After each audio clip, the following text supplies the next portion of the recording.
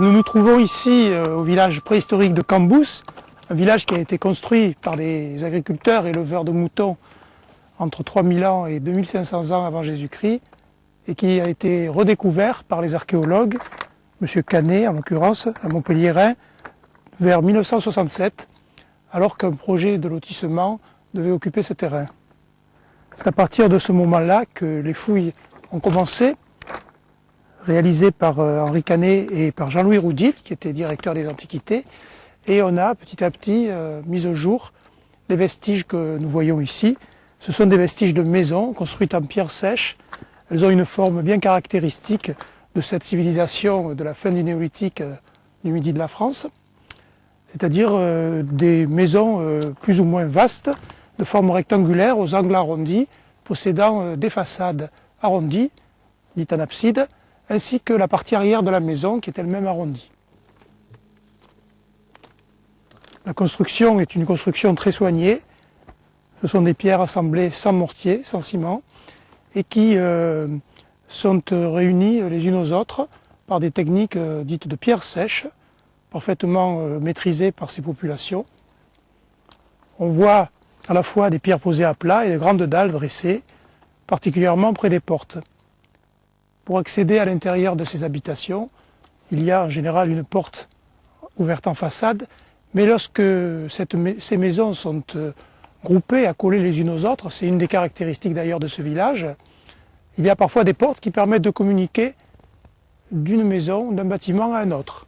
C'est le cas dans cette grande maison qui est la plus grande du village de Cambous, puisqu'elle mesure 24 mètres de long.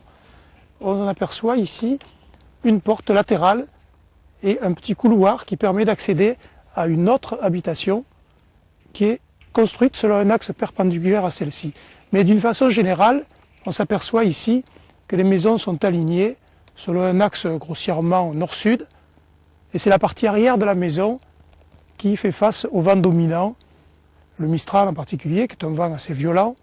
Ce sont des orientations que l'on retrouve fréquemment, et même, je dirais, de façon quasi constante dans ces villages de la garrigue nord-montpelliéraine, qui sont très nombreux d'ailleurs, puisqu'à cette époque, cette région était très peuplée, et les gens s'installaient en principe sur des versants en bordure de petites dépressions, de bassins dans lesquels ils pouvaient pratiquer l'agriculture céréalière. Et ils exploitaient également les ressources de la forêt. On a trouvé notamment ici et sur d'autres villages, à Boussargues en particulier, des réserves alimentaires constituées de glands de chêne vert.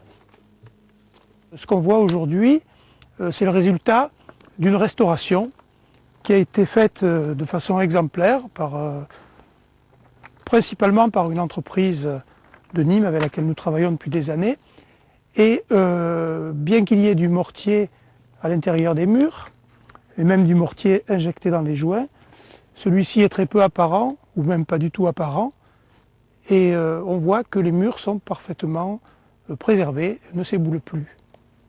C'est un travail qui a été mené par étapes sur plusieurs années, les moyens financiers pour le réaliser étant relativement modestes.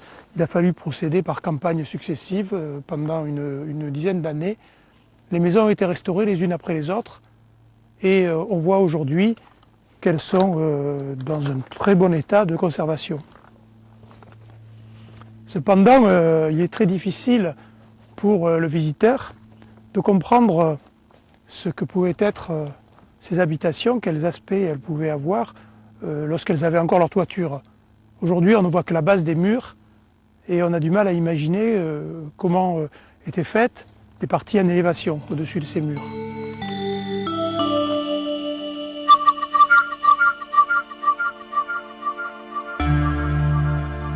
Mais il est apparu très vite que ce site avait une telle importance qu'il était nécessaire de le montrer à un plus large public qui dépasse le cercle restreint des archéologues. Et c'est une raison pour laquelle les murs ont été restaurés, que le site a été mis en valeur. Une association a été créée pour en assurer la gestion. Et par la suite, nous avons pensé qu'il était utile de reconstituer une de ces maisons préhistoriques de Cambous, dans la mesure où c'est assez difficile pour les gens de se représenter l'aspect originel de ces habitations. C'est une maison qui reprend en gros les volumes que l'on connaît sur le site, C'est un volume moyen, un compromis entre les très petites habitations et les plus grands bâtiments. Les murs sont assez bas, parce qu'on a quelques indices qui nous permettent de penser qu'ils n'étaient pas beaucoup plus élevés.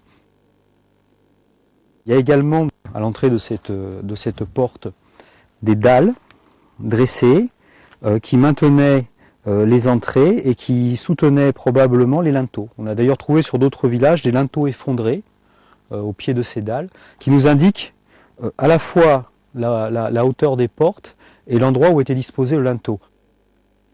Longtemps, on a cru que ces maisons étaient couvertes de l'os calcaire, à l'image des bories ou des capitelles qu'on connaît dans la région. Il est beaucoup plus probable, et ça les fouilles nous l'ont démontré, que les grandes maisons étaient couvertes par une toiture en végétaux de différentes natures. Ça pouvait être soit des branchages issus de la forêt environnant le site, ou plus vraisemblablement des roseaux et des joncs qui poussaient dans les dépressions plus humides. Alors pour ce faire, pour évoquer, parce que c'est jamais qu'une évocation, on a pris des paillassons de roseaux de Camargue qu'on a posés sur une toiture en branches de chêne. Les chênes ont été pris directement sur le site. Le travail essentiel des archéologues sur le site, maintenant que les fouilles sont terminées, c'est d'entretenir à la fois les murs archéologiques qui sont les murs véritables du site et à la fois la restitution. Alors évidemment, il y a beaucoup de bonne volonté qui se mettent qui sont engagés dans ce type de tâches, puisque c'est essentiellement un travail bénévole. Et ça demande finalement assez peu d'entretien, puisque la cabane a été construite la maison a été construite il y a plus de 20 ans. Jusqu'à maintenant, les murs n'ont absolument pas été remontés ou modifiés. La toiture a été changée une seule fois depuis 20 ans, et elle va l'être bientôt pour la seconde fois. Le site de Cambous, à l'heure actuelle, dans tous les manuels d'histoire-géographie, il est dans beaucoup de manuels d'archéologie professionnelle, mais on est obligé quand même de limiter les visiteurs. La solution, ça sera d'ouvrir d'autres sites à la visite, de manière à répartir le public en d'autres endroits et en d'autres lieux.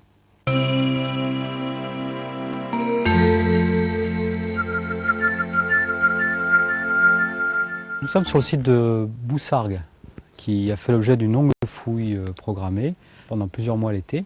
Alors c'est un village qui est contemporain du village de Cambous, mais qui a un aspect assez différent, dans la mesure où il s'agit d'un village qui est enclos par une enceinte polygonale. Alors nous avons une enceinte polygonale dont nous voyons au fond le mur périphérique, avec à chaque angle de ce polygone une construction circulaire. Alors ces constructions circulaires, elles étaient autrefois interprétées comme des tours, mais on sait depuis la fouille du site de Boussargues qu'il s'agissait en fait de capitelles. C'est un petit peu comme les bories ou les capitelles que l'on reconnaît encore actuellement dans nos campagnes du Midi.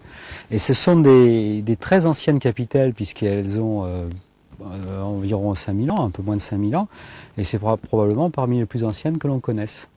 Alors le village de Boussargues, son étude est tout à fait complémentaire de l'étude du village de Cambous. Il a apporté énormément d'informations parce que les archéologues ont eu la chance de découvrir un village qui a été abandonné d'une manière très rapide par les habitants, très vraisemblablement à la suite d'un incendie. Donc il se trouve qu'ici, ils ont laissé tous leurs objets, ils ne sont jamais revenus. Donc ça a permis aux archéologues de fouiller l'état, en quelque sorte conservé, d'une habitation telle qu'elle se présentait il y a 5000 ans, avec les vases dans leurs emplacements, les meules rangées dans un secteur de la maison, autour des foyers. Et ça a permis justement de faire une étude très poussée. Et grâce à cette étude poussée, Boussargues reste un des rares exemples connus de villages néolithiques dont on connaisse dans le détail le fonctionnement. Et on arrive un peu à reconstituer la vie des habitants qui apparemment venaient là à une certaine période de l'année. Enfin, c'est une des hypothèses de travail pour récolter des glands, car ici on faisait de la farine de glands. Les structures sont beaucoup moins massives qu'à Cambous. On voit que les murs sont moins larges, construites avec des pierres beaucoup moins grosses. Donc c'est une architecture qui a demandé un travail de restauration assez méticuleux, car effectivement c'est une architecture beaucoup plus fragile que celle du village de Cambous.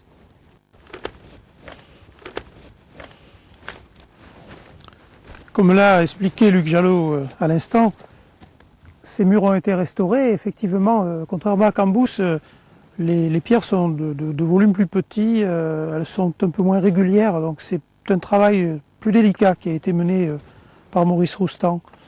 Et là, cependant, c'est une réussite parfaite. Tout le village a été restauré, tous les murs qui sont ici, les structures rondes, le mur d'enceinte, tout a été restauré. Nous venons le visiter plusieurs années après les restaurations et il est dans un état parfait. Alors la technique est relativement simple.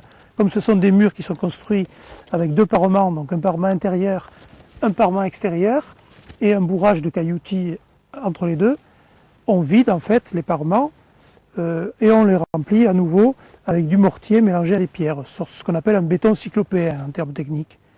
Mais également, on va nettoyer les espaces qui existent entre les pierres posées les unes sur les autres. Ce sont des joints qui sont vides puisqu'il n'y a pas de maçonnerie utilisant le mortier, c'est de la maçonnerie à sec. Donc avec un compresseur, on souffle à l'intérieur pour bien nettoyer de la terre qui a pu s'infiltrer. Et puis ensuite, toujours avec un compresseur et avec une espèce d'entonnoir, de pistolet, on va injecter du mortier liquide à l'intérieur, dans les joints, pour bien pénétrer. Mais on va bien sûr après curer les excédents de mortier, bien nettoyer tout ça pour éviter qu'on voit ces joints en ciment et que ce soit absolument pas en rapport avec l'aspect originel des murs. Là c'est très discret, effectivement de temps en temps on voit des petits bouts de mortier, mais globalement on a vraiment l'impression d'un mur à pierre sèche. Et l'avantage d'utiliser ce mortier moderne, c'est que ça tient. Même si les gens marchent sur les murs, en principe les pierres tiennent. Bien sûr il y a toujours un petit travail d'entretien qui est mené de temps en temps, mais globalement c'est tout à fait satisfaisant. Et c'est une technique que nous avons mise au point au fil des années dans cette région où on a restauré quand même une vingtaine de dolmens, plusieurs villages chalcolithiques.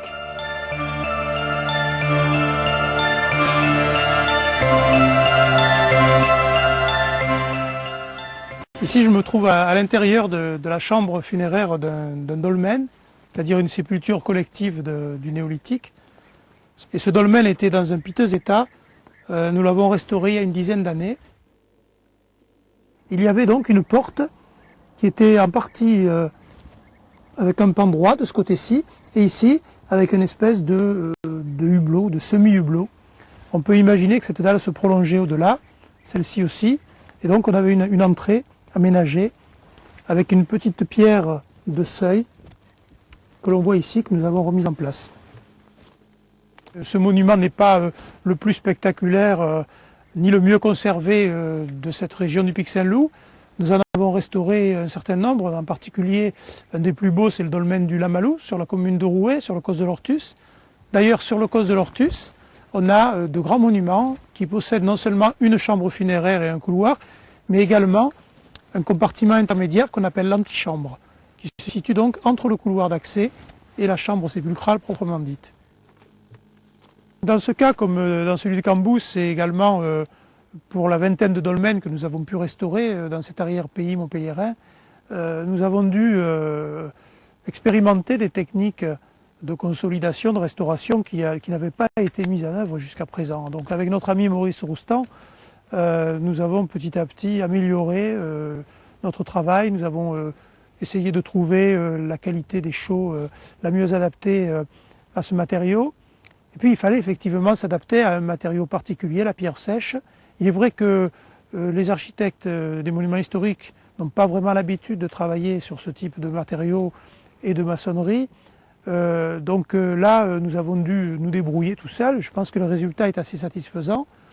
Et on peut être content aujourd'hui de voir que ce patrimoine qui, a priori, était extrêmement fragile, est d'autant plus fragilisé par nos fouilles, puisque nous l'avons dégagé de ses ruines, et bien conservé. Quelques années après les dernières restaurations, on voit que les maçonneries sont parfaitement bien conservées.